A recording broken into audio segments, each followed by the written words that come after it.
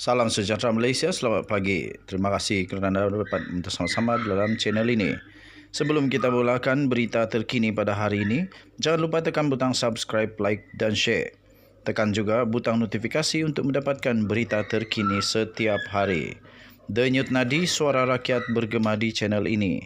Komen anda amat dihargai. Jangan lupa untuk tinggalkan komen anda supaya kita dapat menambah baik channel ini pada masa yang akan datang. Berita terkini bermula dalam kiraan 1, 2, 3. Salam sejahtera Malaysia, selamat pagi. Berita terkini daripada malaysiakini.com. Bertajuk, Kenapa Tajuddin tiada dalam senarai Duta Terima Watika Agung? 11 Julai 2022. Berita penuh. Para duta baru Malaysia akan menerima watika pelantikan daripada Seri Paduka Baginda yang di-Pertuan Agong pada esok Selasa 12 Julai. Bagaimanapun, Malaysia kini mengetahui daripada sumber yang boleh dipercayai bahawa Tajuddin Abdul Rahman yang dijadual menjadi duta besar ke Indonesia tidak termasuk dalam senarai menerima watika esok. Malaysia kini telah menghubungi Tajuddin untuk pengesahan mengenai perkara itu.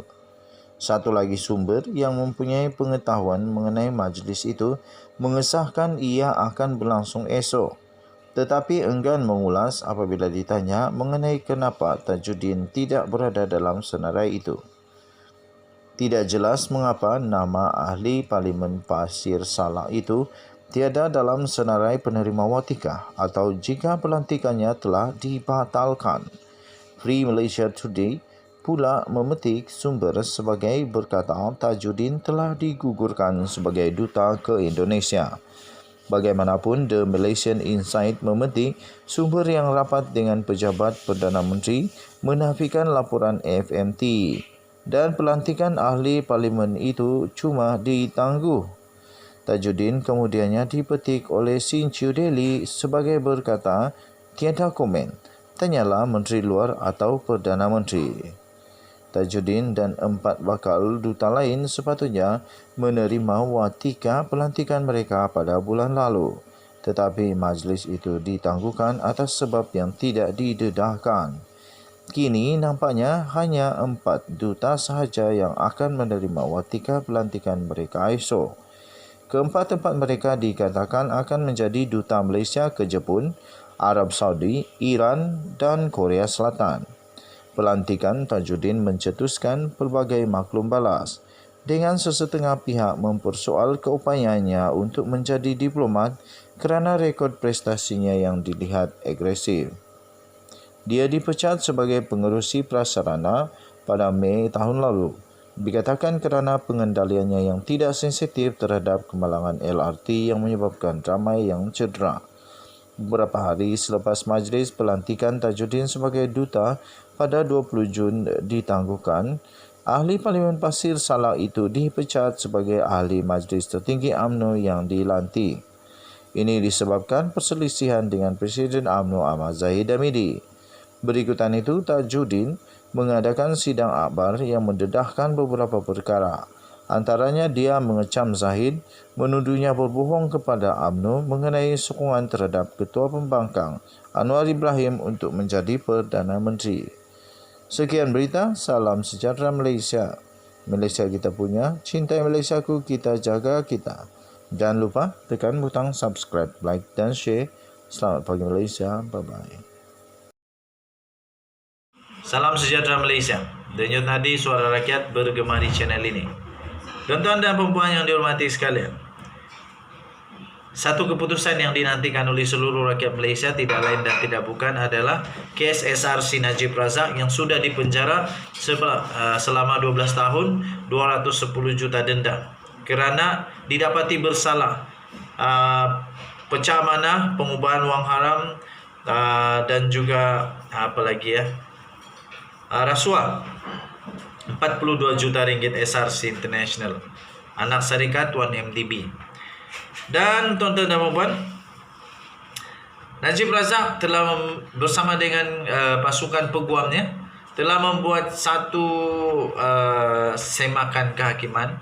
Mereka merayu dan mereka memberikan bukti yang baru supaya dengan harapan perbicaraan yang dulu itu dibatalkan, kerana mereka berkata Hakim Nazlan ada konflik of interest ketika dia membuat penghakiman. Kalaupun Hakim Nazlan salah di dalam penghakiman, kenapa 3 hakim di Mahkamah Rayuan setuju, malah lebih menekankan bahwa Najib Razak bersalah, mencuri duit, memalukan negara, mementingkan diri sendiri, dan semua uang itu, kata hakim tersebut, tidak ada satu pun untuk rakyat, untuk kepentingan negara Malaysia, tetapi hanya ada memalukan negara. Aduh. Okey tuan-tuan dan puan-puan, dan tiba-tiba baru juga tular satu mesej, kononnya Jabatan Peguam Negara telah membatalkan semua proses anak buah saya bagi saya kopi lah. Dangam kalau nak ucap terima kasih kepada anak buah saya. Dia pun YouTuber juga, YouTuber berjaya lagi. Okey.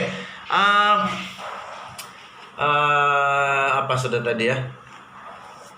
Mereka mau supaya semua itu dibatalkan, dan tular kononnya ada satu berita Jabatan Peguam Negara membatalkan penghakiman tersebut. Dan perlu ada untuk perbicaraan semula. Woi, saya baca jauh ni terus terbangun. Bukan apa, saya gembira. Gembira kalau betul Najib Razak tak bersalah. Saya bergembira kalau dia tidak bersalah.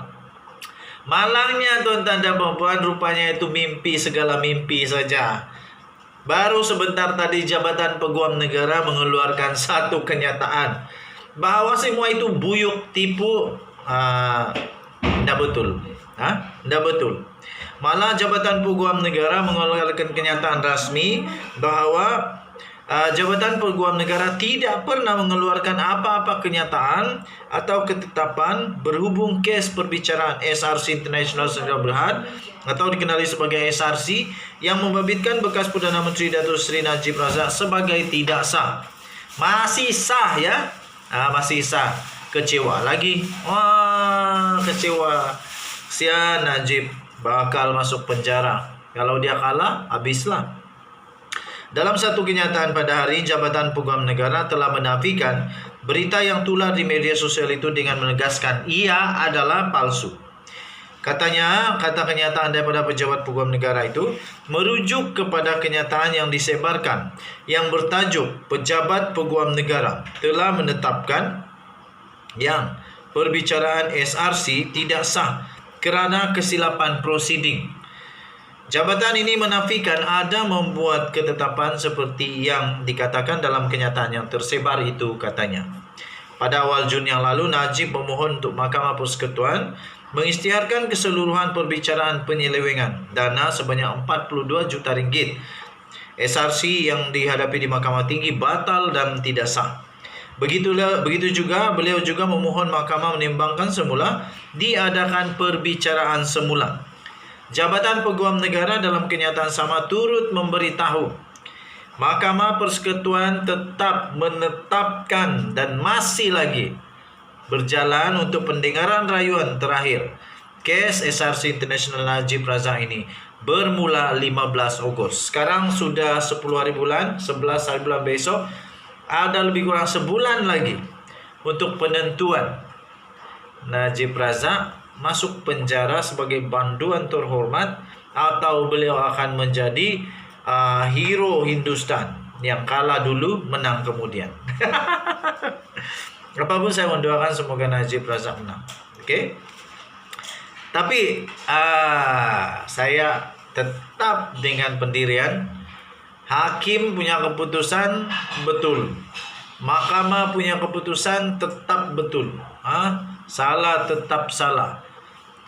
Macam mana bagus pun, baik pun, kalau salah tetap salah.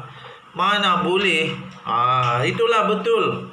Ada satu artikel yang saya baru baca yang ditulis oleh profesor. Seorang profesor daripada Unimas, dia kata, sehingga rakyat Malaysia mengejek, memberi, menyindir dengan pedas sekali membandingkan isu kes SRC Najib Razak 42 juta ringgit dengan orang yang mencuri di pasaraya. Ada lagi tadi tengah hari saya ada tengok satu TikTok. Nah, saya dah lupa apa akaun TikTok dia, tapi lucu betul. Seorang wanita, ibu-ibu, mama-mama dari Sabah, menyuntil lagi. Dia bilang, satu-satunya negara di dunia. Lucu lah. Satu-satunya negara di dunia, dia kata. Yaitu orang yang mencuri Milo, 2 bungkus Milo di penjara 14 hari. Dia kata. Tetapi orang yang sudah dijatuhkan hukuman kerana mencuri 42 juta ringgit masih bebas untuk apa dia bilang tak? Untuk berpolitik. Lepas itu masih bebas untuk mencalonkan diri itu dan ini. Dia kata begitu. Lucu juga, tapi ada kebenarannya juga. Ya. Okey, salah tetap salah. Jangan sampai negara Malaysia nanti lagi memalukan pula, nanti dijadikan sindiran pula oleh pelawak-pelawak dunia.